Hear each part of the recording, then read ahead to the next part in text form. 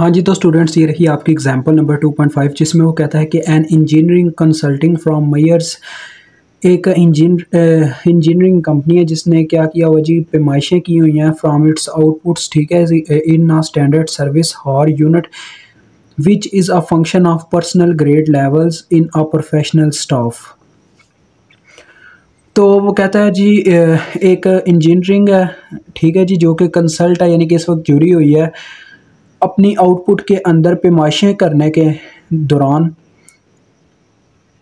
कि उसे अपने प्रोफेशनल स्टाफ ने किस तरह की मतलब के मेजरमेंट्स दी हैं, ठीक है जी। तो वो क्या हमारा इससे इतना मतलब कि अभी कंसल्टेंट नहीं है, हम आगे बात करते हैं। देखें वो कहता है कि द वेरिएबल कॉस्ट, जो वेरिएबल कॉस्ट है सीवी, वो हमारे पास है $62, ठीक है जी। उसके बाद पर स्टैंडर्ड सर्विस हार यानी कि आगे इसका ये यूनिट टाइप है। आगे वो कहता है कि द चार्ज आउट रेट यानी कि ये पी की वैल्यू हमें दी गई है $85.56। तो चले मैं नीचे मेंशन करता जाता हूँ बच्चों। एक तो सीवी हो गया, कितना दिया गया जी $62।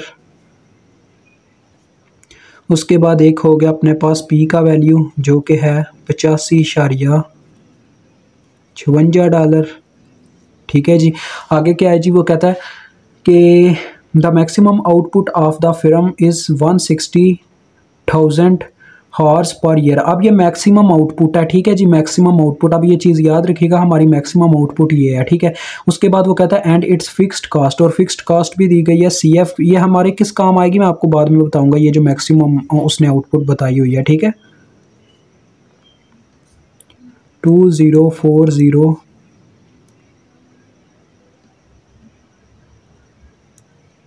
ये ठीक हो गया। आगे वो कहता है कि what is the break even point in standard service hours and in percentage of total capacity. देखो फिर से बच्चों वही कंडीशन आ गई कि ये ब्रेक इवन पॉइंट हमसे फाइंड आउट करवाना चाहता है स्टैंडर्ड सर्विस हॉर्स के अंदर, और वो कहता है इसको परसेंटेज में भी आपने मुझे निकाल के देना है, ठीक है। ये कैसे हम निकालेंगे अभी आपको समझ में आ जाएगा। देखें सिंपल सा आपको याद होगा, एज यूज़ मैं करने लगा हूँ। मैंने आपको बताया था कि ब्रेक इवन कंडीशन वो होती है जब आप कह लो कि जब आपने एक किसी मतलब की चीज़ में इन्वेस्ट किया और आप पूरा दिन गुजर गया, पूरा दिन कमाई करने के बाद जब आप आखिर में मतलब कि टोटल उसका रेवेन्यू चेक करते तो आपको पता चलता है वो तो आपके टोटल कॉस्ट के ही बराबर है जितना आपने उसमें खर्च किया था। तो उसका क्या मतलब हुआ, आपको ज़ीरो मुनाफा हुआ। तो ये कंडीशन होती है ब्रेक इवन कंडीशन, ठीक है। तो total revenue is equal to total cost, that is called break even point,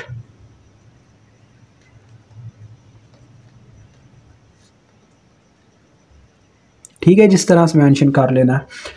तो अब देखें मैं इसके अंदर आपको पता है फार्मूलाज की वैल्यूज़ पुट करूँगा।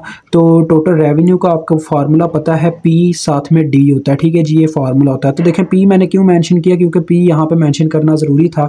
इसी फॉर्म में स्मॉल फॉर्म में ही रहने दे तो अच्छी बात है, क्योंकि आपको पता है उसमें आ जाता है यानी कि इसको ज़्यादा मतलब कि बढ़ाया जाए, फार्मूले को ज़्यादा ओपन किया जाए तो पी का फार्मूला A-BD, जिसमें हमें ए और बी का तो यहाँ पर कोई जिक्र नज़र ही नहीं आया, यानी कि हमें इसी फॉर्म में इसको कहीं हल करना होगा।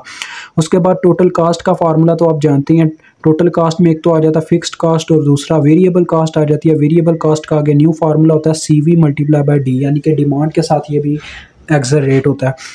अब देखो बच्चों, अगर मैं इस टर्म को उठा कर दूसरी जानिब ले जाऊँ तो दोनों में देखो क्या चीज़ कॉमन होगी, PD माइनस CVD, ये ऐसे आ गया इज इक्वल टू CF आ गया, ठीक है।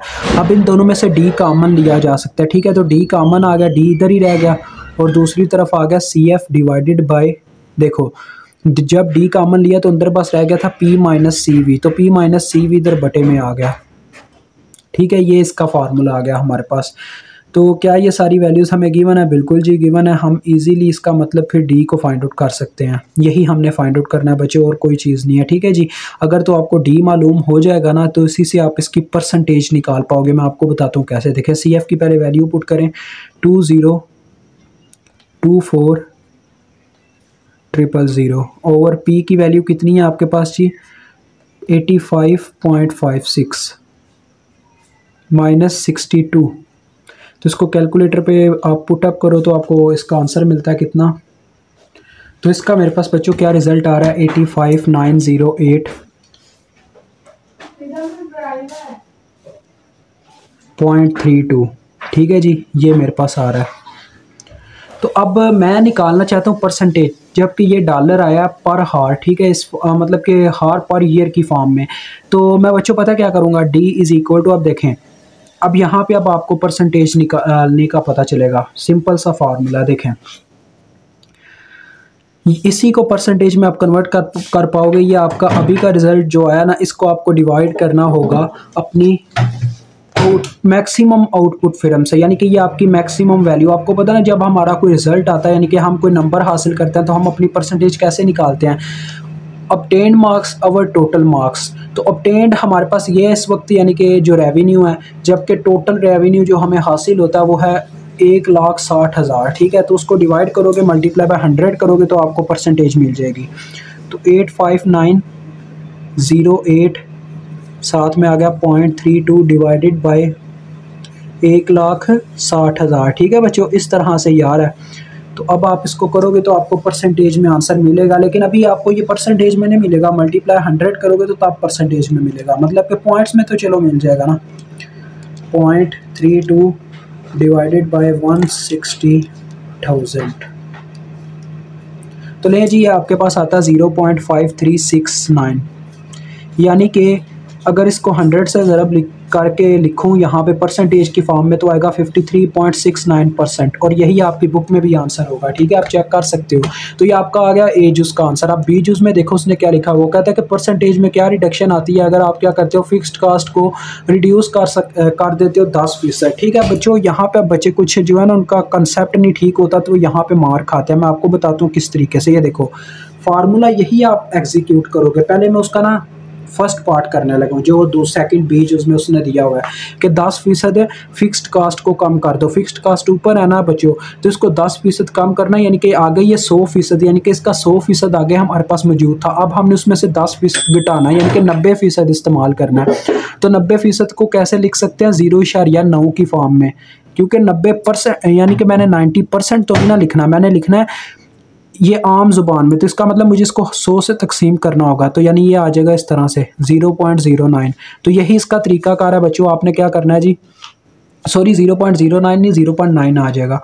तो आपने क्या करना है, अपने CF को 0.9 से ज़रब दे के अब हल करना है इस क्वेश्चन को, यानी इस तरह से फार्मूला आ जाएगा। ये देखो बच्चों, मैं बस फार्मूला लिखूंगा, वैल्यूज़ पुट करके आंसर लाना अब आपका काम है, ठीक है।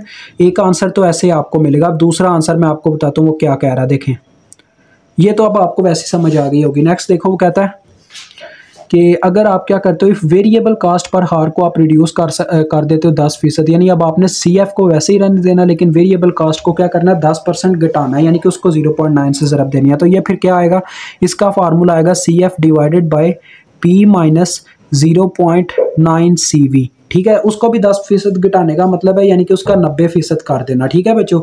उसके बाद थर्ड जो उसने बताया हुआ है, इसमें क्या होगा देखो, इसके अंदर उसने बताया हुआ है बच्चों, अगर आप selling price per unit, selling price per unit का मतलब है P की वैल्यू उसने बोली हुई है, ठीक है। ये हमें जब डाटा में गिवन था ना, तो वहाँ पे भी यही लिखा गया था, selling price per unit P को, ठीक है। वो कहता है अगर उसको हम 10% इंक्रीज़ कर दें, आगे वो 100% था, तो 10% और इंक्रीज़ करना, मतलब कि उसको 110% कर देना। तो 110% को 100 से तकसीम करके लिखो तो आपको लिखा जाएगा ये 1.10। इसका मतलब आपका फिर फार्मूला ये बनेगा, देखो बच्चों, इसके लिए CF is equal to 1.10 P minus CV, ये इसका फार्मूला बनेगा। वैल्यूज पुट करके इसको भी कैलकुलेट कर लीजिएगा। तो अभी तक के लिए इतना ही। खुदा हाफिज़।